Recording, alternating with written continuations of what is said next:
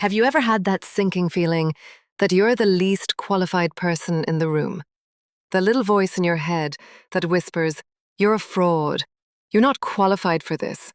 Everyone else here is a real expert, and they're all going to find you out."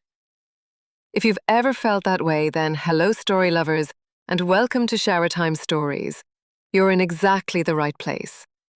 That feeling has a name: imposter syndrome. And it's the quiet fear that keeps so many of us from trying big things. We believe that success belongs to the people with the fancy degrees, the big budgets, and the official titles. But what if I told you that one of the greatest technological achievements in human history wasn't accomplished by an expert with a PhD, but by two brothers who ran a small-town bicycle shop?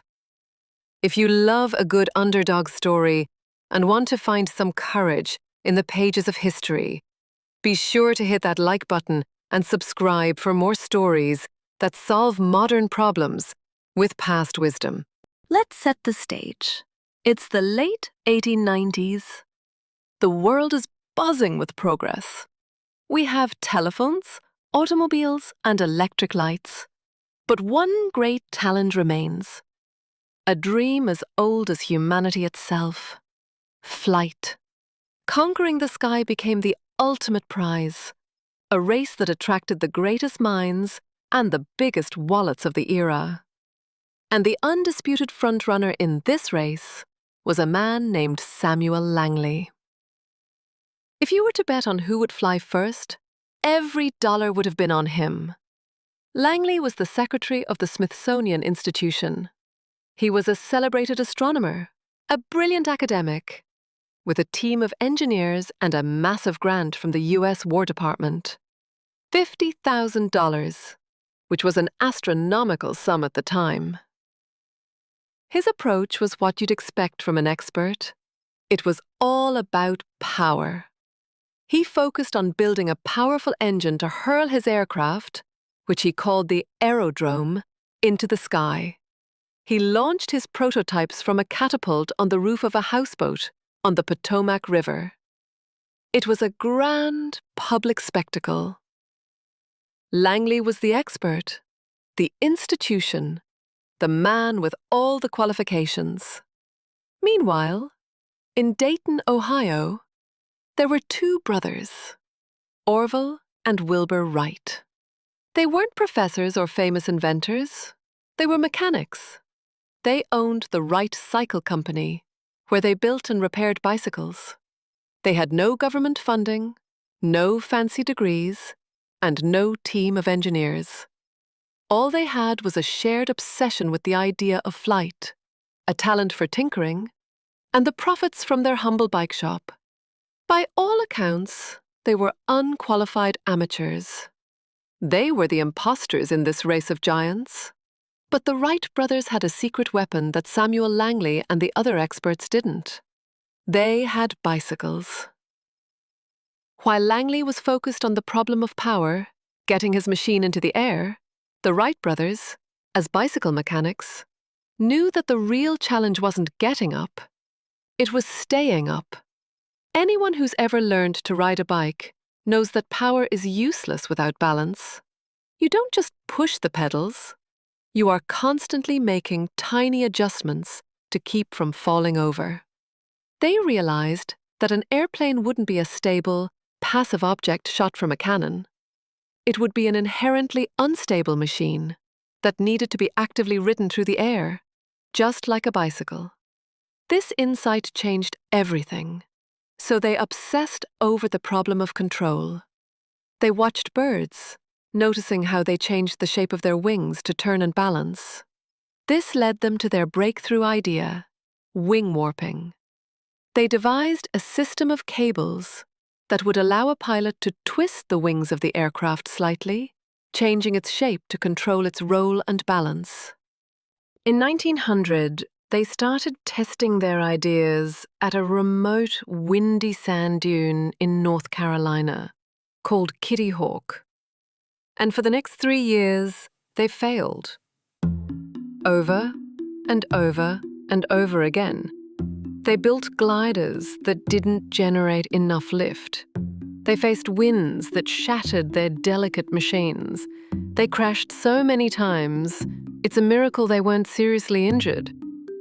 But each failure was just data. Each crash was a lesson. They weren't public, embarrassing spectacles like Langley's. They were quiet, private experiments.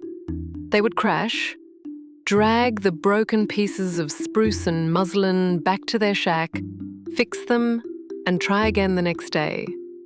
They weren't just inventors, they were test pilots.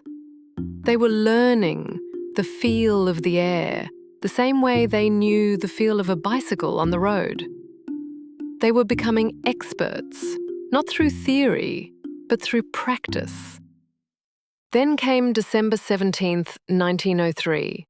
Just 9 days after Samuel Langley's magnificent, expensive aerodrome spectacularly crashed into the Potomac River for a second and final time, ending his quest in public humiliation.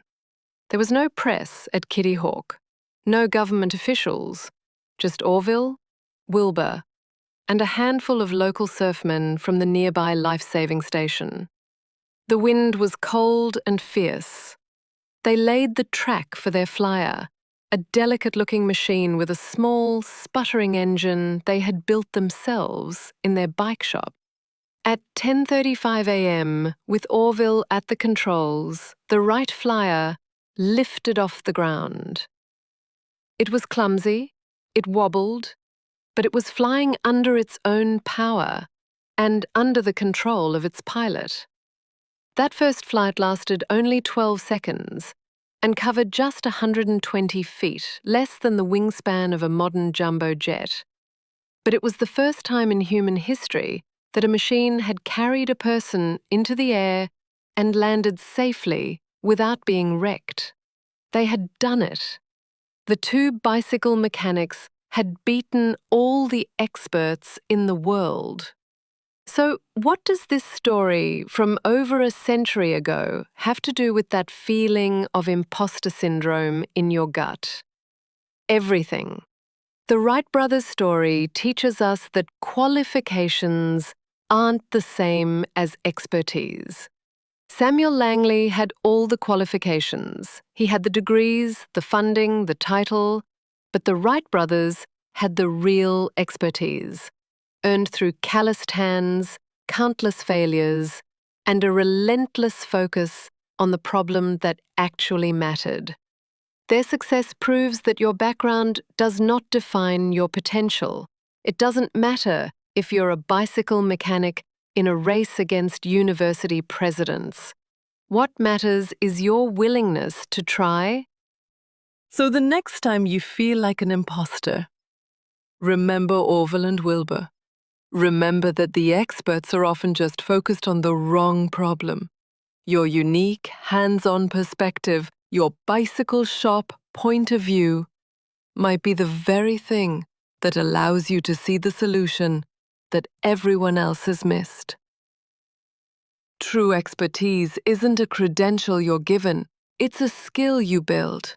One crash, one lesson, one small victory at a time. Thanks for letting us join you in the shower today. We'll be back next time with another story to soak in. Have you ever succeeded at something you felt unqualified for? What's one skill you learned on the job? Let us know in the comments below. Until then, stay curious.